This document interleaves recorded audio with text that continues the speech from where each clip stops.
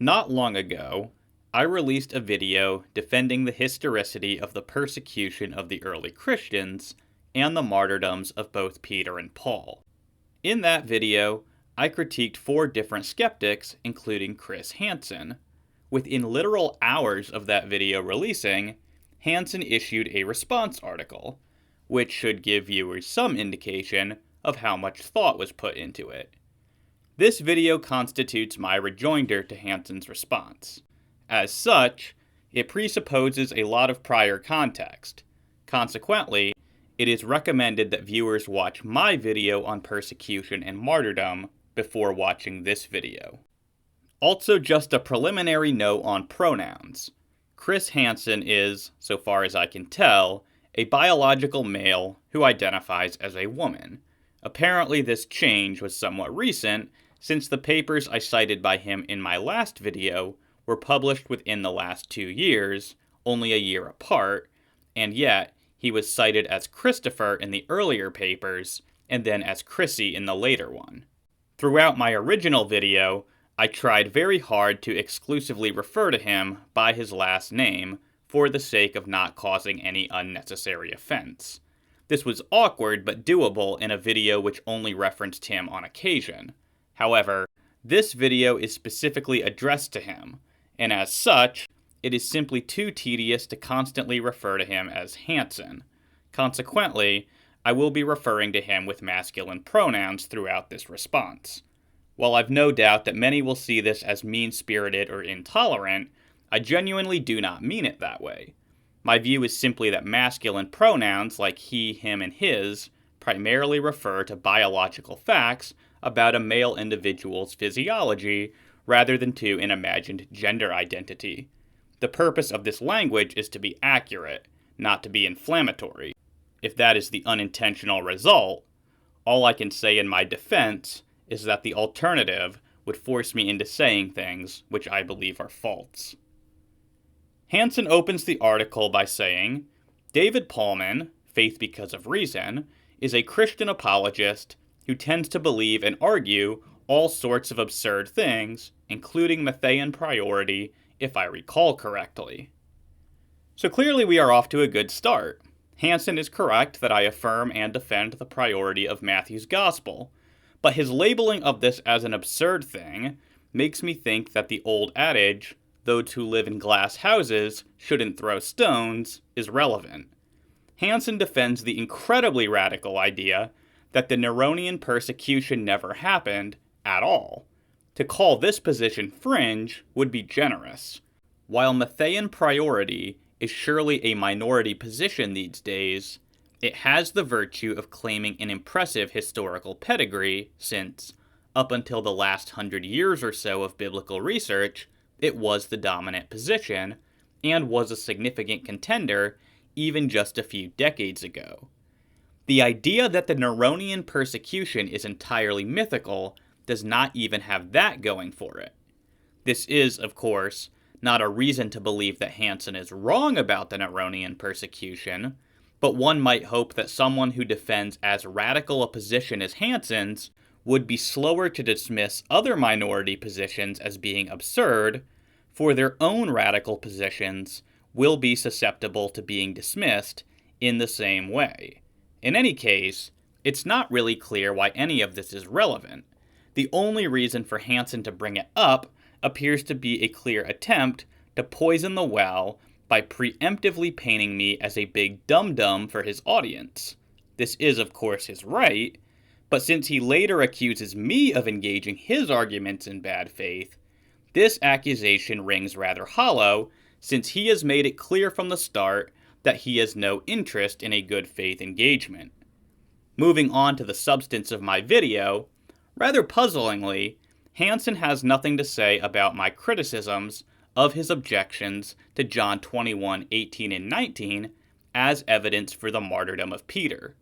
He does say something about the passage later when I connect it to Clement, but he then tries to argue that it's a late interpolation.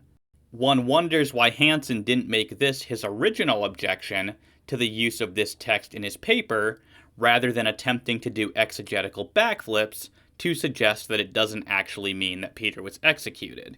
but I will address this matter more fully when it comes up later. In my video, I argued that 2 Timothy 4, 6-7 supplies evidence for Paul's martyrdom if it is inauthentic, and evidence for Paul's persecution if it is authentic. Regarding the former point, Hansen says, if not authentic, it is still vague and does not indicate a martyrdom narrative in and of itself. I don't think it helps either side. This remark doesn't really add anything to the conversation.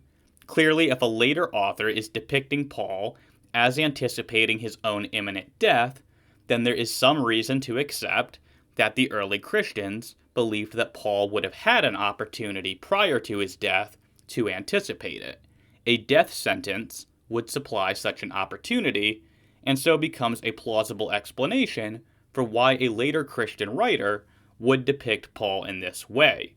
Surely it is possible to explain this in other ways, but Hansen needs to show that another possibility better explains this evidence. He has not even attempted this. Regarding the latter point, Hansen says, it also does not demonstrate persecution, at least not in any legal or systematic sense. I again noted we have no details on the circumstances of his arrest. For all we know, he was arrested for causing a public disturbance, not for his faith. But Hansen's statement here is too vague. What exactly does causing a public disturbance amount to? Does this involve Paul preaching the gospel? If so, then his hypothesis collapses into mine, where Paul was arrested for his faith. It just adds more details. On the other hand, is Hansen proposing that this public disturbance was totally unrelated to Paul's Christian faith? If so, then his hypothesis lacks any explanatory power and scope. What we independently know about Paul's activities related to the Christian faith give us reason to believe that this would provide the impetus for his arrest. By contrast, we have no antecedent reason to believe that he would disturb the peace for any other reason. So my hypothesis simply remains better than Hansen's. Hansen seems to think that all he has to do is offer another possible explanation to get around these sorts of texts. Sorry, but that's not how inference to the best explanation works. You need to show that your alternative is either better or equivalent to a rival hypothesis, and Hansen has just not made any attempt whatsoever to do this.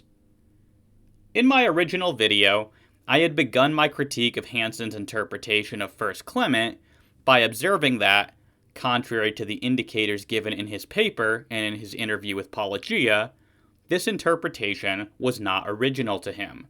It was, rather, a reading which was proposed by Oscar Cullmann and then rejected by mainstream scholarship nearly 100 years ago. Apparently, my simply pointing this fact out greatly offended Hansen, since he spends a considerable amount of time complaining about it. Now, as to me supposedly just regurgitating things from others, while I had not read Oscar Cullmann's paper, I had read Eastman's, and the only thing which I argue in my paper is original is the idea that the Romans are not in sight at all in 1 Clement. I never imply the idea of intra-community strife is original or similar, and, in fact, I cite Eastman in my paper along with others who have written on the subject, Brent Shaw and whatnot. So no, you aren't stealing my thunder, and I find it a bit pedantic and frankly childish to just spend a rather inordinate amount of time playing a rhetorical game of, this isn't original and is just lifted from other people, guys, when the central point of my thesis, you yourself admitted, is my own original development. Clearly, I struck a nerve. Perhaps I'm a bit cynical, but this strikes me as the comments of a man who is offended that a YouTuber did better research than someone who is supposedly making original contributions to scholarship. But let's take this piece by piece. So let's begin by not overlooking the irony present here. Hansen complains about how much time I spent pointing out that this reading of Clement isn't original to himself. In truth, I made this point in a handful of sentences, and yet Hansen has a whole paragraph dedicated to moaning and groaning that I would point this fact out. What's more, I had a good reason for making this point, because it calls into question the depth of Hansen's research on the subject. His comments here confirm that he has not so much as read Oscar Cullmann's research on this, which is quite odd for an ostensibly scholarly paper defending such a niche reading of an ancient text. It's not as though there is a copious amount of literature written on this particular reading of Clement, and since most of the existing literature on this subject directly connects this reading to Cullmann, Hansen's failure to read, acknowledge, or defend Cullmann against his critics is not only surprising, but unacceptable, and reveals the low caliber of his scholarship. The fact that a YouTuber apologist knows the literature better than a supposed scholar is not a good look for Hansen. As a result, I had a perfectly good reason to bring up this massive blind spot in Hansen's research. By contrast, his only reason for addressing it appears to be his bruised ego.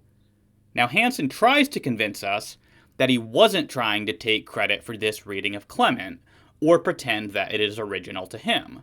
Why should we believe him? Well, according to Hansen, the reason is that he cites David Eastman. But this just digs Hansen's grave even deeper, for Eastman is enough of a scholar to acknowledge that this reading goes back to Cullmann, and to make some attempt to defend Cullmann from his critics. Eastman, in other words, knows the subject well enough to be able to situate himself within the broader discussion. By contrast, we've had no evidence that this is true of Hansen, and while it is true that Eastman is briefly mentioned in Hansen's paper, it is simply false that Hansen claimed that the only new facet he was adding to the case was that the Roman authorities could be removed from the picture entirely. In the interview with Pelagia, for example, Hansen says, in no uncertain terms, that this is, quote, my new interpretation of Clement V. There is no acknowledgement at all that Hansen is simply adding one facet to a pre-existing interpretation of Clement. Now I'm going to get into my new theory. My paper is pretty radical as a reinterpretation of 1 Clement chapter 5, but I think it is a good one. Hansen absolutely gives off the impression here that this reading of Clement is a unique and original contribution of his own. That is false and should be highlighted. Hansen's next gripe is that I dared to point out that he had not interacted with Harry Tadra or Richard Bauckham's criticisms of Cullmann's thesis. He says, and yes, I didn't interact with Tadra or Bauckham much because, well, I was at the word limit for the journal. I eventually plan on writing a longer book-length treatment of first-century Christian martyrdom tradition, and will be interacting with both there in the future. But to be quite frank, it is impossible to interact and debunk every random jot and tittle which has been written on the subject, and even if I did interact with them, doubtless you would have found others who I would have missed. It is a lose-lose scenario, and ultimately a waste of everyone's time. It is just a meaningless complaint on your part. I am not beholden to respond to every random opinion uttered on this earth about martyrdom. So Hansen begins by saying that he didn't interact with Tadra or Bauckham much, which implies that he did interact with them a little, but this is misleading. He didn't interact with them at all. He didn't even acknowledge that they were critics of his theory. Bauckham's paper is cited in a footnote, but Hansen shows no knowledge that Bauckham critiques Cullmann's reading of 1 Clement. And, of course, he wouldn't know this, since he is seemingly unaware that this reading originates with Cullmann at all, a fact he would have had to have known had he actually read Bauckham's paper.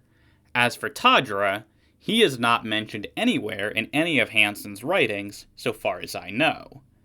Hansen says that he couldn't be bothered to interact with them because of word limits for the paper. Taken in the abstract, that's understandable, although an acknowledgement of these critics in a footnote would have been appropriate.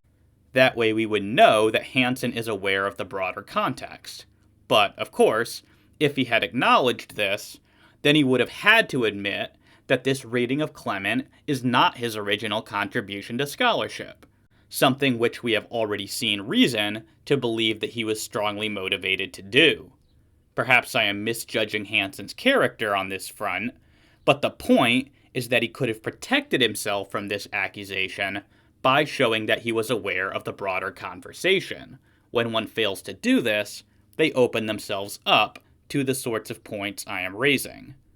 But while Hansen's omission of any discussion of criticisms of his thesis due to a word count limit might be understandable in the abstract, this defense completely falls apart upon closer examination.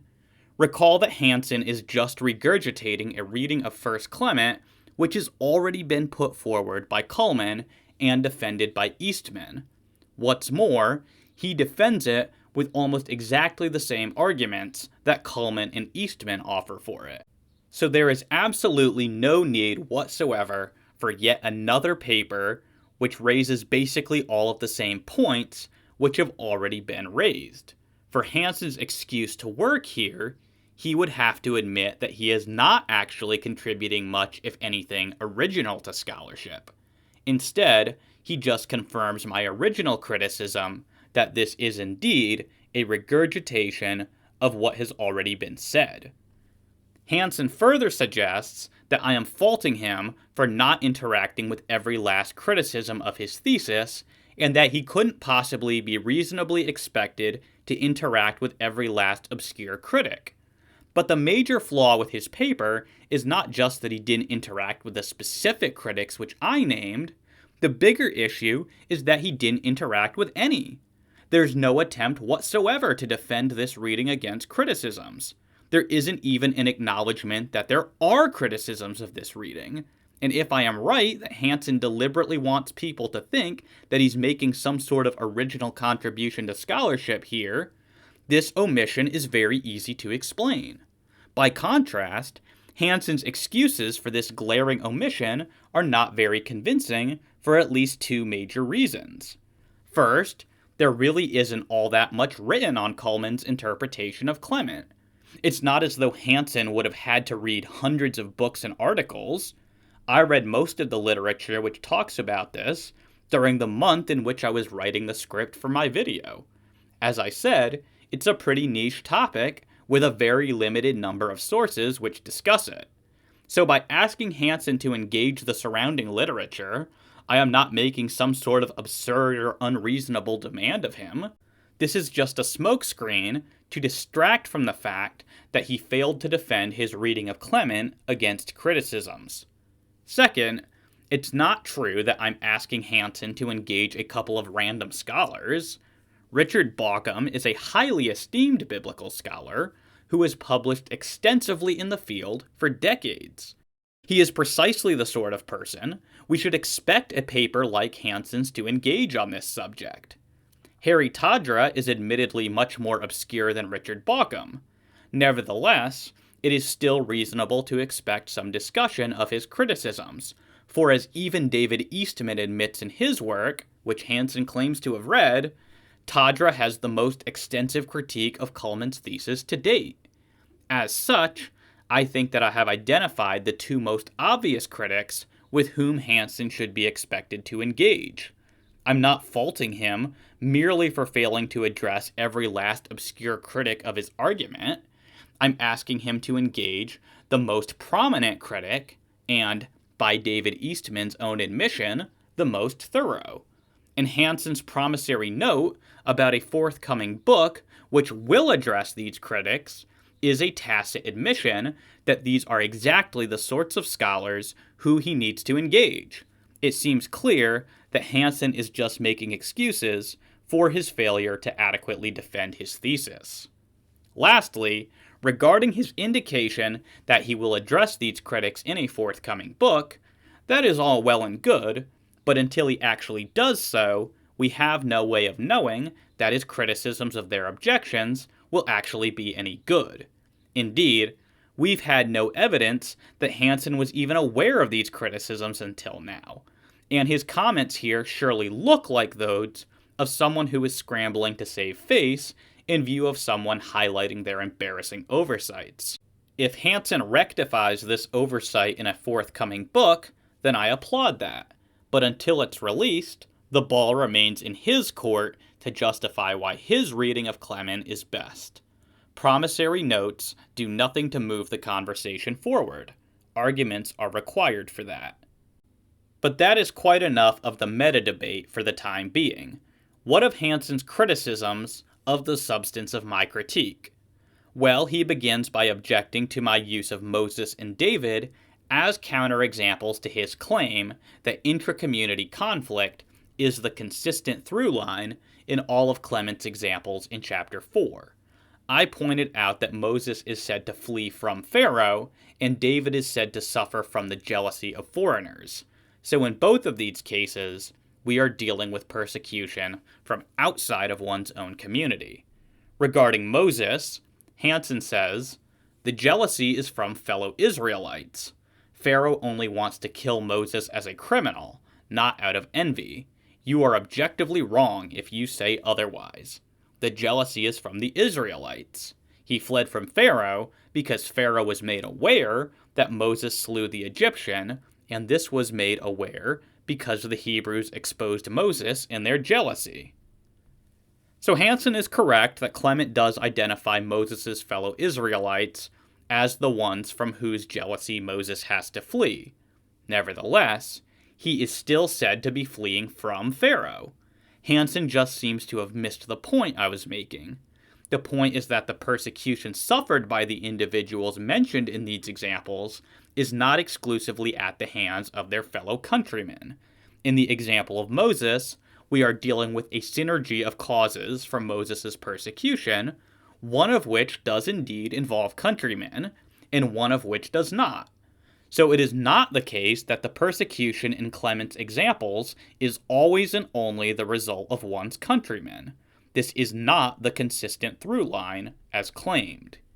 Regarding David, Hansen says, the foreigners are the only time a non-intercommunal group is mentioned in 1 Clement 4, and even this is vague because it could refer to David being persecuted by foreigners within his own nation. As such, it is mostly irrelevant until you can provide better context. So here Hansen seems willing to admit that the example of David's persecution by foreigners does pose a potential counterexample to his claim that persecution resulting from one's own countrymen is the consistent through line. That was the only point I was trying to make. Hansen does make a half-hearted attempt to say that maybe the reference to foreigners refers to foreigners within the nation of Israel. But that seems a stretch. It's surely not the most natural way to read the statement, and so Hansen is going to have to do better than suggest an arcane possibility if he wants to save this from being a counterexample to his case. And since this is Hansen's argument, he bears the burden of proof if he wants to convince us that this is how we should understand Clement's reference to foreigners. In my original video, I had objected to Hansen's interpretation of 1 Clement on the grounds that it asks us to imagine something for which there is no evidence, namely that there was vicious infighting among the early Christians, which led to lethal situations. It also asks us to ignore or disregard the evidence that we do have for the persecution which the early Christians faced under Nero. Since there is evidence for the latter and none for the former, it makes more sense to see the deaths of Peter and Paul within the latter context than the former. Hansen's reply goes as follows. No, we wouldn't have wide evidence of this kind of violence for a multitude of reasons. Christians, A, didn't like portraying their own people as infighting. They wanted to be a peaceful, united front. B, it would have been highly embarrassing. C, Romans and Jews of antiquity didn't give a rip about Christians and almost never write anything about them, so we wouldn't expect anything of the sort from non-Christian sources. So I guess the idea is that there was a Christian cover-up of the evidence that they were viciously fighting and killing one another. One could be forgiven for thinking that this looks very much like a conspiracy theory, but in any case, it is a tacit admission that my criticism is correct. Hansen's thesis lacks any support from what we independently know about early Christianity. Regarding Hansen's point about non-Christian sources not caring that much about Christians, and so mentioning them only infrequently, he just completely misses how this undermines his thesis. If he is right that Christians were constantly slaughtering each other, as his reading of 1 Clement suggests, then non-Christians surely would have taken notice of this and mentioned it. The fact that they do not supplies evidence that this sort of violent infighting never occurred. Hansen apparently also fails to see how adding all of these ad hoc theses together compounds the improbability of his overall hypothesis. History presents us with a consistent story about Roman persecution of Christians, into which Clement's remarks about the deaths of Peter and Paul fit rather elegantly. But Hansen has a cover-up story for why there is no evidence for this sort of infighting, and he has a story of how Tacitus made up the Neronian persecution, and so on and so forth. When he has to concoct a special conspiracy theory to get around each and every piece of evidence, this drastically lowers the likelihood that his theory is correct. It increases the number of ways in which his hypothesis can go wrong exponentially. For if any aspect of any one of Hansen's proprietary theories is wrong, then the whole thing comes crashing down.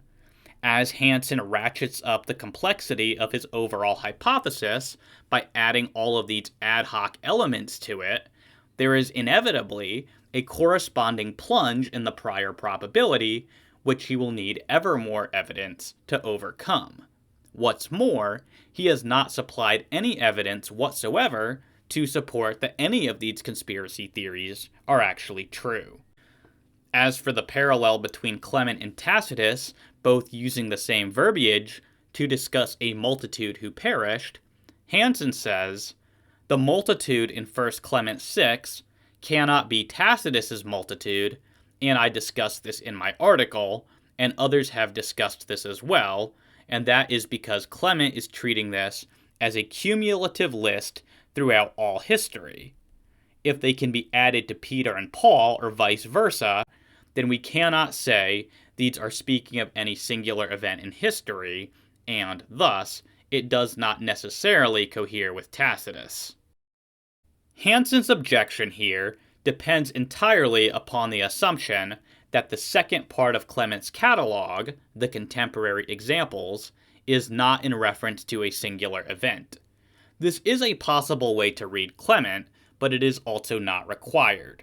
As Bauckham points out, although the order of Clement's 7 Old Testament examples is chronological, probably the order of his first 5 contemporary examples is not. He begins with his vague reference to the apostles and leaders, then gives 2 specific examples of apostles, Peter and Paul, then instances the great multitude of Roman martyrs and the women who suffered with them. The order is evidently of seniority or rank. Peter may come before Paul only because he was an apostle before Paul. We cannot conclude that Peter was martyred before Paul, or that both were martyred before the great multitude. The latter are almost universally admitted to be victims of the Neronian persecution. The only alternative would be to take the men and women of 6:1-2 to be not the victims of a single persecution, but all the martyrs in history. This is a possible interpretation. 6:1 may mean no more than that the great multitude were also martyrs. Alternatively, it may mean that the great multitude joined the martyrs just mentioned in heaven. So both Hansen's reading and my reading of Clement's chronology are possible here, going strictly based upon the grammar. But the appeal to the parallel with Tacitus is intended to function as a tiebreaker in favor of my reading over Hansen's. Hansen completely misses this, and just reiterates that my reading is not grammatically required, so it does not have to be referring to the same event as Tacitus. But Hansen has the argument backwards. The argument is not that the grammar favors viewing this as the same event which Tacitus describes. Rather, It is the parallel with Tacitus which favors my reading of the text over his. Hansen's reading is indeed possible, but the parallel with Tacitus renders it implausible, and this implausibility is only heightened by Hansen's just so story to explain away the evidence of Tacitus. More on that in a moment. I also argued that there may be a parallel between 1 Clement 5 and John 21:18-19 with respect to the death of Peter, since both associate it with glory. All Hansen has to say in reply to this is, your discussion of John 21:19 is, as far as I'm concerned, immaterial for a variety of reasons. Firstly, because there was no standard form of crucifixion, and secondly, being crucified or burned does not solely require a governing authority to accomplish. Lastly, Michael Koch and others have raised, in my view, conclusive reasons to think John 21 is an interpolation from the mid-2nd century and long postdates Clement, so it is useless. So he says that crucifixion or burning alive don't require a governing authority. I suppose it's true that these methods of execution don't logically require governing authorities, but to make that point seems a bit disingenuous. Executions are most associated with governing authorities. So if Hansen wants to say that this execution is an exception, he bears the burden of proof. Second, the point about John 21 being a late interpolation is simply a very different point than the one originally raised in Hansen's criticisms of John 21:18-19 in the early part of his paper. It's interesting how he did not discuss my objections to what he said there, and is now forced to argue that John 21 is actually a late interpolation. As it happens, I actually agree that some parts of John 21 are probably later additions to the Gospel for the reasons discussed in my video on Gospel authorship. Although I wouldn't suggest that these additions were made in the 2nd century, my point still stands even if John 21 is a 2nd century interpolation. The similarity with 1 Clement 5 still suggests a common tradition, and if John 21 reveals a fuller picture of that tradition, then this helps us to interpret 1 Clement 5 as being a reference to public execution by the Romans. Next, I argued that Clement's continuation into chapter 6, where he compares various female victims of persecution to characters in Greek mythology, likewise supports the idea that he is describing the public executions of Peter and Paul. In reply, Hansen retorts that they actually support his reading, saying, the Danaids actually do not cohere with the idea of public punishment, as you and others have claimed, unless you just cherry-pick tidbits of the narratives. They cohere with in-home domestic violence. Danaids murder their husbands. But this is also just reading far too much into a mythological analogy. The comparison could be as simple as Clement is saying they were made to enact violence and or moral repugnance in various forms, but does not necessitate at all public display. It is noteworthy the only element of the Dirce myth you put in there is her death by being tied to a bull's horns, and not Dirce abusing her niece Antiope, and that she is then killed by Antiope's twin sons for her injustices. This is not a public display, but an intra-family dispute and murder. So yeah, if you do what Lacona does, and just selectively cherry-pick bits and pieces of these myths, then you might conclude public execution. But if you take the whole myths into context, then they also equally look like intrafamilial domestic violence. But Lacona and I are not simply cherry-picking the bits of the myths that we like. We are focusing on the aspects to which Clement is making the comparison. True, the Danaids murdered their husbands, and Dirce abused her niece in the myths. But those are almost certainly not the aspects of the myths to which Clement is intending to draw our attention. In context, it is clear that Clement is holding up these female martyrs as shining positive examples for his readers. Were the comparison supposed to remind Clement's readers of the misdeeds of the Danaids and of Dirce, then they would hardly look like very noble examples. But in context, it is clear that Clement is referring to the sufferings which these women underwent. He is comparing their sufferings to those of the Danaids and of Dirce. Their suffering was the part of these myths which the ancient Greeks and Romans really focused upon, and the focus for Clement is the same. It is the sort of suffering which they underwent in the myths, which supports interpreting the sufferings of the Christian women as persecution and martyrdom. The death of Dirce is particularly striking here because her death by a wild bull brings to mind the sorts of imagery which Tacitus describes in Annals 1544, where he describes Christians as being killed by wild animals under Nero.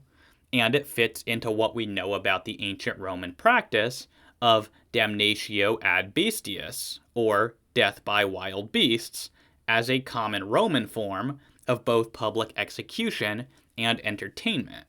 So once we have understood the restricted scope of Clement's purpose, it becomes clear why these examples support interpreting this as a reference to martyrdom, and also why Licona and I are not merely cherry-picking the evidence.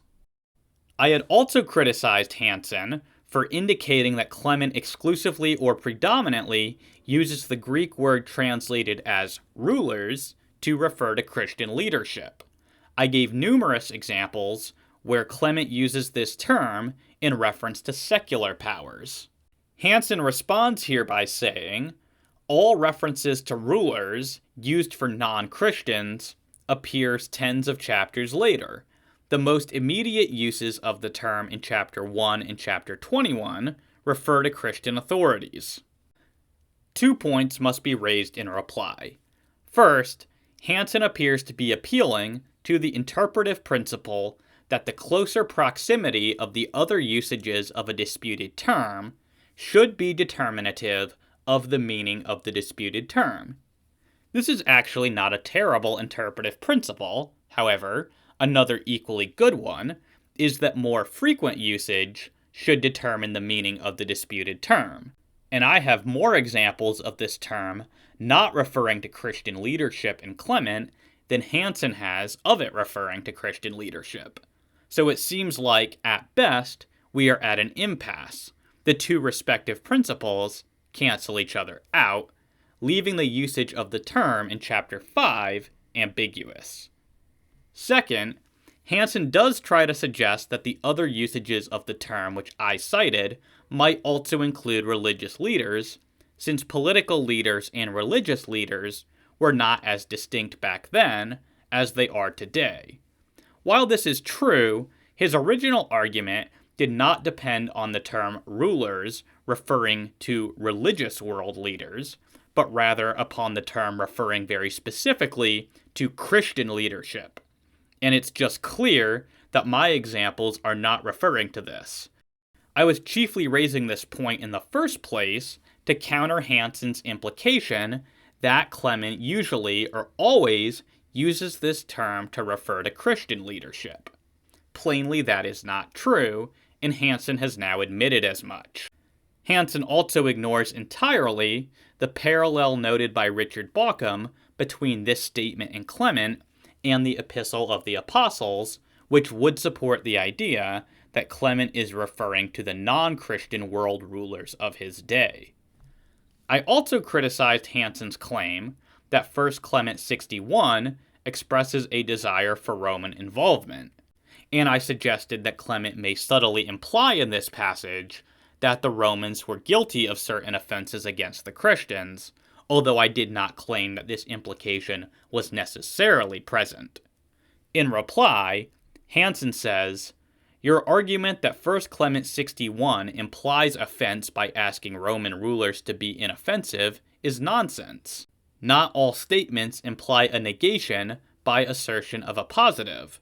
The onus is on you to show that any notion of previous offense is intended, not on me for just reading the text plainly. But Hansen has missed my point. I was not attempting to argue that Clement is presupposing that the Romans had issued any offenses in that statement. I merely pointed out that this is possible, and, to my mind, it seems far more plausible than that there is any indication of a desire for Roman involvement. But the main argument was that no desire for Roman involvement is clearly present in chapter 61, and to say otherwise, Hansen bears the burden of proof. This is, after all, one of his arguments for this reading of 1 Clement.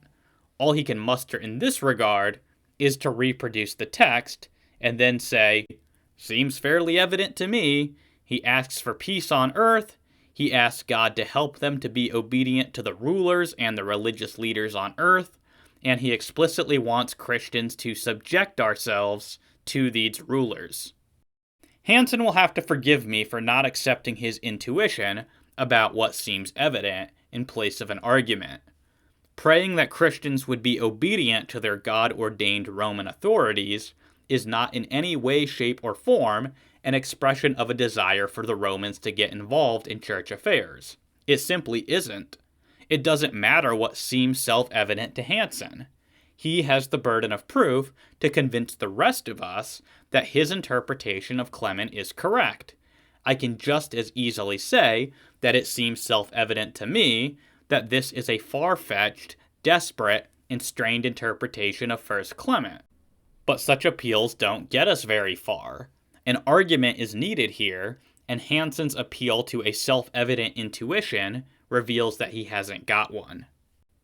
In my original video, I had also utilized the testimony of Ignatius, Polycarp, and Tertullian to support the martyrdoms of Peter and Paul. All Hansen has to say about Ignatius and Polycarp is, none of your arguments about Ignatius, Polycarp, etc. actually make them evidence of martyrdom. Yep, that's all we get. We get an assertion that my arguments here fail, but we get nothing in the way of an explanation as to how or why they fail. There's nothing to even interact with here. Hansen simply supplies no objections to my arguments on this front. Hansen does offer a little more substance when it comes to Tertullian. He says, Tertullian's account is useless primarily because we know for a fact he knew of the Acts of Paul and Thecla and Acts of Peter, which I bring up in the video. Tertullian may claim that skeptics can check the public records, but we happen to know that Tertullian also thought various forgeries were public records all the time. For instance, he promotes the forged Acts of Pilate and the forged letters from Marcus Aurelius in other places. As such, Tertullian's claim means very little. Until you can provide evidence such an account existed in a public record and was not just Tertullian doing what he does best, passing off a forgery as an official document, I have no reason to trust him. However, it seems to me that there is a very big difference between accepting an untrustworthy document as being authentic and mistaking it for the public Roman archives. Tertullian may occasionally fall prey to the former, but this does not imply that he fell prey to the latter, as Hansen suggests. And again, the evidence for the reality of such public records of the deaths of Peter and Paul is simply Tertullian referring his skeptics to them, something which he almost certainly would have never done if they didn't exist. Hansen has yet to explain this invitation to his critics on Tertullian's part. We come now to Tacitus. The key objection from the skeptics against his witness to the bitter persecution of Christians within Rome under Nero is that Christians would not have been identified as a distinct group at this time. But we have not yet had any argument in support of this assertion. If anything, Tacitus provides evidence to the contrary, since he affirms that they were recognized and disliked as a distinct group by 64 AD. Bafflingly, Hansen suggests that I somehow have the burden of proof, saying, If you claim that outsiders could identify Christians as a distinct group in the 1st century CE, then the onus is on you to prove it.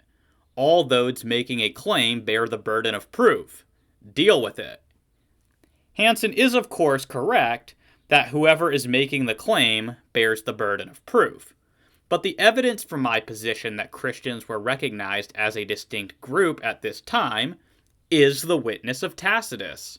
So my burden has been met unless or until the skeptics can supply some reason for doubting Tacitus's witness. The reply from them is to say that Christians were not recognized as a distinct group at this time. So at this juncture within the dialectic, it is the skeptics who have now made a claim. As per Hansen's own admission, he now bears the burden of proof to show that Romans did not recognize Christians as a distinct group. Needless to say, no attempt to meet that burden of proof is attempted in the article, and so my original charge of the fallacy of burden shifting remains. My original video had criticized one of Hansen's papers for assuming that Tacitus had only one source for his information pertaining to Christians and the Great Fire. Hansen replies by saying, "I do not discount the idea that Tacitus had only one source, but the onus is on you to prove he had more than one. But I never made the claim that Tacitus actually did have more than one source. Instead, I merely claimed that Hansen should not be assuming that Tacitus only had one, and he absolutely does assume this throughout the paper I cited, both by discounting sources if they aren't clearly being utilized by Tacitus, as well as by consistently seeking Tacitus's source in the singular. My only point is that we have no idea how many sources Tacitus was using, and it is quite irresponsible to assume out of the gate that he only had one, as Hansen most certainly does throughout his paper." Hansen then makes the remarkable statement that you cannot go, maybe Tacitus had another source, and then fail to provide any evidence as to what or who that source was. Except, one absolutely can do this, especially when one is simply pointing out a possibility which has been overlooked. One only needs evidence that Tacitus had another source if they are making the affirmative claim that Tacitus actually had another source. But this was not my claim. My claim was that we have no idea. Hansen then complains that you also ignore my lengthy argumentation in the first paper on why Pliny probably was the source of the Neronian bit as well. Pages 72 through 73, in fact, address a lot of this. The problem is that Hansen does not, in fact, supply any argument whatsoever that Pliny is the source of Tacitus's information about the persecution of Christians resulting from the Great Fire.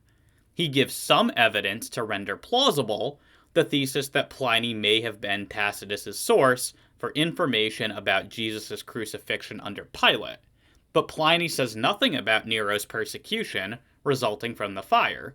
To assert that this comes from Pliny is sheer speculation. Hansen does go on for about 3 pages, trying to explain why Pliny might not have mentioned this, but giving excuses for why Pliny shows no evidence for being Tacitus's source on this front, tacitly admits that we have no evidence for Pliny being Tacitus's source on this front. So the reason why no objection was given to Hansen's positive argument here is because that argument simply does not exist, at least not within his paper.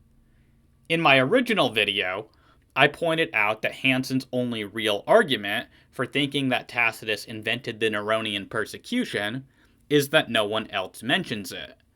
I objected that this is an argument from silence, and referred viewers to a video where I had detailed Timothy McGrew's criticisms of such arguments to conclude that an event did not occur. In reply, Hansen says, "As for arguments from silence, they are completely valid in historical reasoning, and as you are not a historian, and neither is the crackpot Timothy McGrew, I don't really care to have any interaction here." So there are multiple problems with this.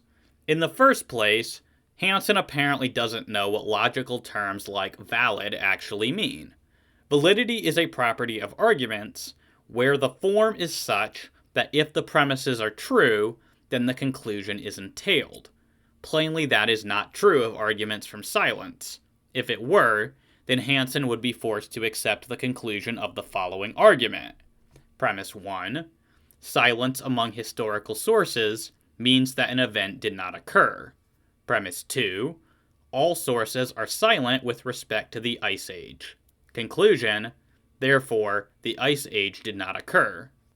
But since the conclusion of this argument is obviously false, it is not the case that arguments from silence are logically valid.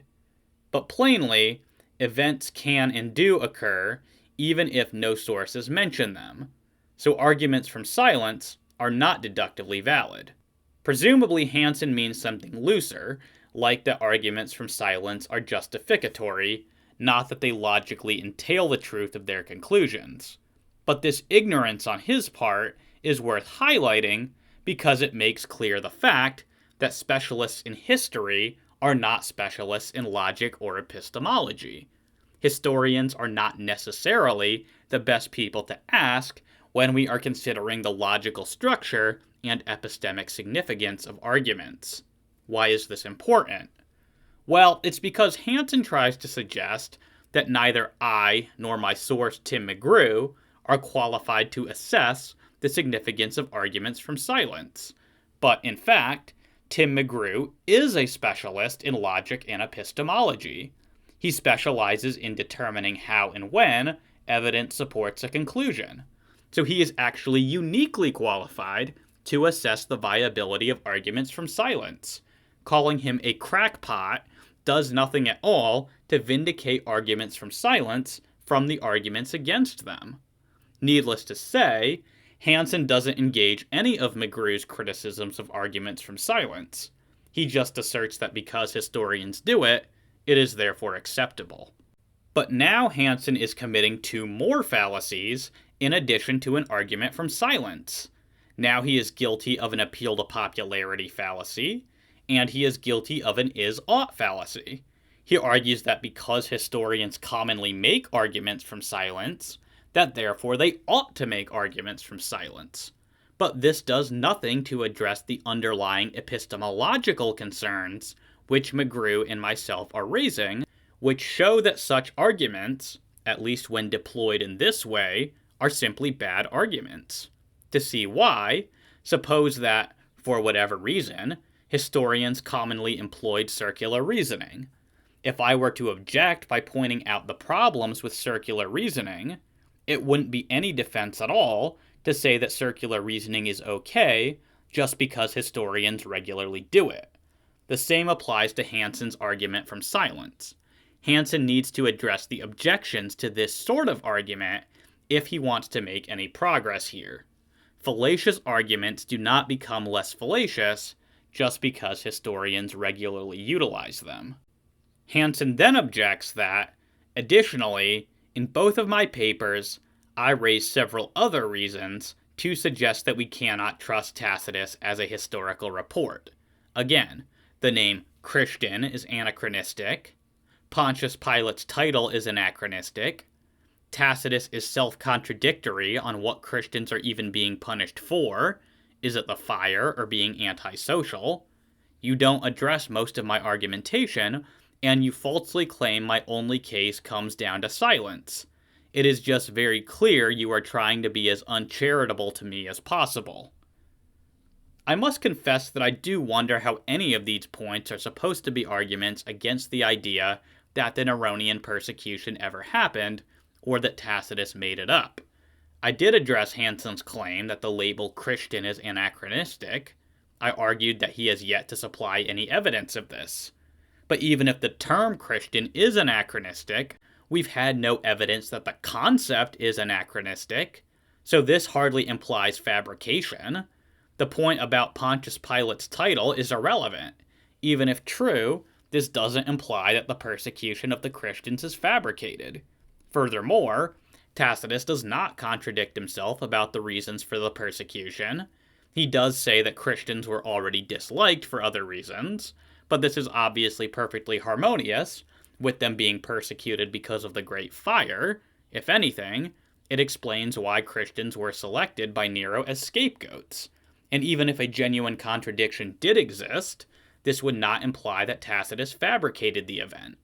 So yes, I was right in saying that Hansen's only argument that would support the ahistoricity of the Neronian persecution, or of Tacitus's fabrication thereof, is an argument from silence. This is not a false claim. In my video, I had pointed out that Hansen is wrong to say that Christians are also silent about the Neronian persecution until the late 2nd century. I cited Revelation, which identifies Nero as a persecutor of Christians, though this is coded using the number 666. Hansen points out that some scholars have questioned the identification of the beast by the number 666 with Nero. However, he himself is willing to accept this, saying, "Regardless, in both my papers, I actually accepted the idea that Nero was 666 and provide a psychologically and sociologically valid explanation for how the fear of Nero could come about without the need for a mass persecution of ancient Christians in Rome, and how Revelation is completely explicable without a massive persecution. For one, it could simply be related to the fact that Christians were Romans too, and Romans feared the return of Nero, which was a really big issue at the turn of the century. It may be nothing more than cultural fears seeping into Christian consciousness." But all of this misses the point. Hansen's claim was that Tacitus's account of the Neronian persecution is uncorroborated in Christian literature. Revelation provides evidence to the contrary. It doesn't matter that Hansen can come up with another contrived explanation for how this could have come about apart from Nero having actually persecuted Christians. The point is that his claim that Christians don't mention persecution from Nero until the late 2nd century is false. And for all his appeals to Occam's razor throughout the article, he fails to grasp that the simplest explanation for why both Revelation and Tacitus both independently identify Nero as a persecutor of Christians is simply that this really happened.